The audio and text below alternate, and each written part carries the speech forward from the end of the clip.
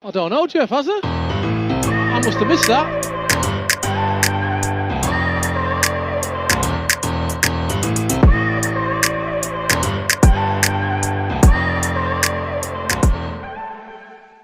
So as you can see behind me, we have all the teams there.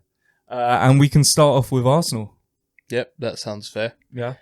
So I feel like they've been linked with so many players, as is the case every season. And I think, well, both being Arsenal fans, we always see the kind of emotions of all the Arsenal fan base saying, why haven't we signed X, Y, and Z?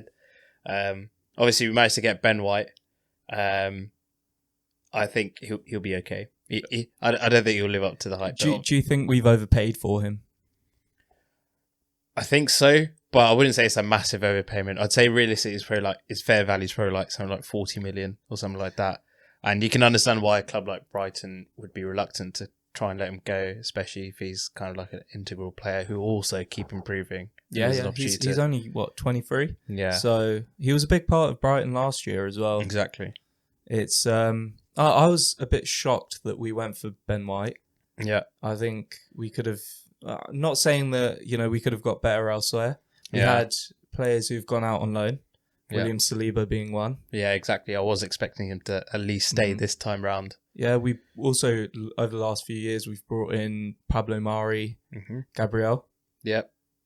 Solid. Spent money on these guys. Yeah, exactly. I don't know why there's no trust in them. Yeah, and we saw a lot of pairings work on occasion last season. That's the issue. Yeah, you'd want to try it. But again, it's going to be trying something new. So yeah, still have to build that Shaw system at the back. But also, I feel like the signings for midfield, I don't really care for Tavares and... Tavares is left back. Oh, well, there we go. I don't really know what I'm talking about at the moment. But yeah, the signings that Arsenal have got, Tavares and Lukonga, like they both came out of the blue. And compared to like all the other players that we were linked with and the ones that have been rumoured for a while as being like key signings to get, like especially Maddison being one of them. And then it suddenly seems to have just been like, oh, well, we're not realistically going to get him, so let's just pop in these two piecemeal signings. I do think, though, Leicester would be very reluctant to sell to Arsenal because we're sort of direct competition to them. Yeah, exactly. It's not like we're signing a player off of the likes of an Aston Villa or a Norwich who I'm gonna continuously compete for European qualification. I think Leicester are more likely to. Yeah. And I do see why Maddison may not want to leave. Yeah. I think Leicester have something good going on there. Exactly, yeah. He performs well at Leicester as well. It's not like he's struggling or he said he wants to get out. And it's funny you also mentioned Aston Villa and Norwich because there was that whole faux pas around trying to get Buendia. Yeah. And it's a bit of egg on your face when you're trying to claim Arsenal's a big club and Aston Villa just after, a few good bits of form, they're able to kind of pinch a key kind of signing for Arsenal. But hopefully we'll make up for it in the final coming days before the transfer season closes. Well, we'll see. We've got a couple of other guys, don't we? Recently, Bernardo Silva said he's wanting to leave Man City. I don't think it's a realistic signing for Arsenal because we don't have European football, or we don't have Champions League football. And I think regularly as well. And a player like him needs to be in the Champions League. He's that level of player. Yeah. But on that note, I think not signing players is probably as bad as losing players. Yeah. If not worse. You have integrated players into the team, and like you said, Saliba is a big loss. Yeah. I think we've not seen him play in an Arsenal kit. No, not at all. In the Premier League, in any competition. Yeah. But the amount of hype around him and the amount of money we've spent on him. You would think he's going to be a first team starter every week. Exactly. And I'm scared that might not happen with Ben White as well. Right. We also spent money on Gabriel. Obviously, he was in the team whenever he was fit. Yeah. But there was still some form of preference to players like David Luiz and Rob Holding. Yeah. Not saying they did a bad job. They did a very average job. Yeah. But nothing outstanding to cement their place. Yeah. Exactly. But Luiz is another one that's gone as well. Yeah. End of contract, which I'm happy about. And speaking of the players going out, obviously we kind of mentioned how last season a lot of the players were coming in on loan. Yeah. And so you can't really build anything around that. No. And now they've all gone back with Odegaard, and obviously initially there was those rumours like Arsenal going to try and get a permanent signing. Yeah. But if I was thinking about that, say like all the factors were there to allow a permanent signing, like Real Madrid wanted to sell him and Arsenal could buy him. I didn't really see anything last season from Odegaard to make him look like something that was key to like rebuilding Arsenal. He was, as you say, like with other players like Luiz and stuff, they were average. Sure, he had like a few good moments, especially in Europa League when we were playing less than desired competition. But to think about pushing Arsenal back up to the top, I don't think he'd have really helped drive that agenda. No, maybe not. He's still young. Yeah, I think he's 22. Yeah, and he will improve at Madrid if he stays at Madrid. Yeah, and if they give him games. Yeah, which is a very Real Madrid thing not to do.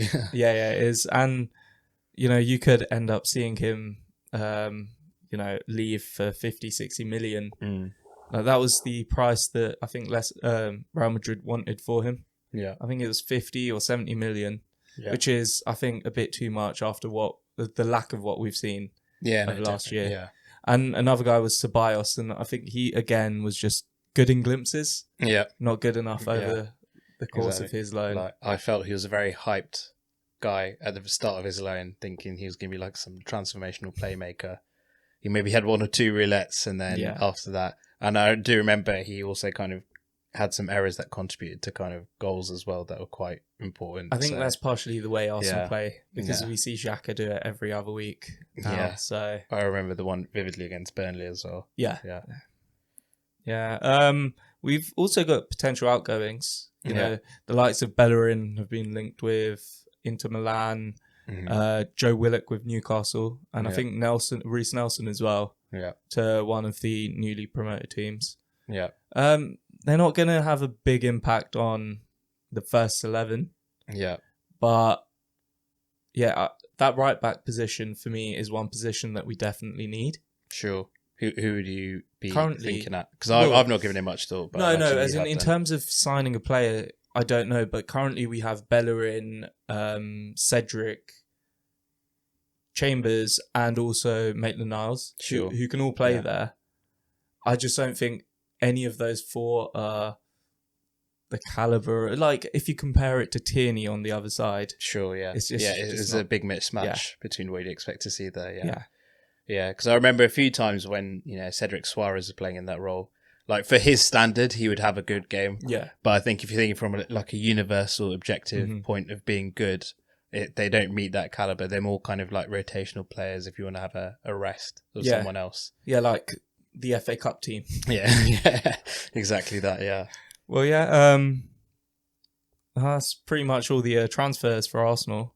Yeah. A lot of rumours. Like, even I remember, I don't want to touch on it too much because I imagine we'll touch on it when we go to Liverpool, but I remember, right at the start, probably just as the kind of rumour mill starts going off, there was the connections of Arsenal and Konate as well. Yeah. And I'm pretty sure Arsenal didn't want to pay the price tag, but the price tag was also 50 million there as well.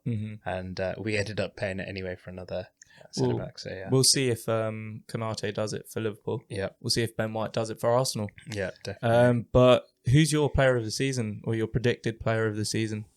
Your one to watch? Yeah, one to watch is probably a better way to describe. Is that what we're going for? Yeah, I was going to say that's a good one. So in my case, I'd probably go with Emil Smith-Rowe. So obviously there's been a lot of hype and focus on, I suppose, the stratospheric rise of Saka and to a degree Tierney, but definitely on Saka. And then we also saw kind of Emil Smith-Rowe kind of step in after Ozil's departure, especially in that game against West Brom, where particularly Saka and Emil Smith-Rowe had a pretty good game, and that's where kind of the spotlight came onto them. And now it looks like Emil Smith-Rowe really wants to push himself into that number 10. He's got himself that shirt number at a pretty young age.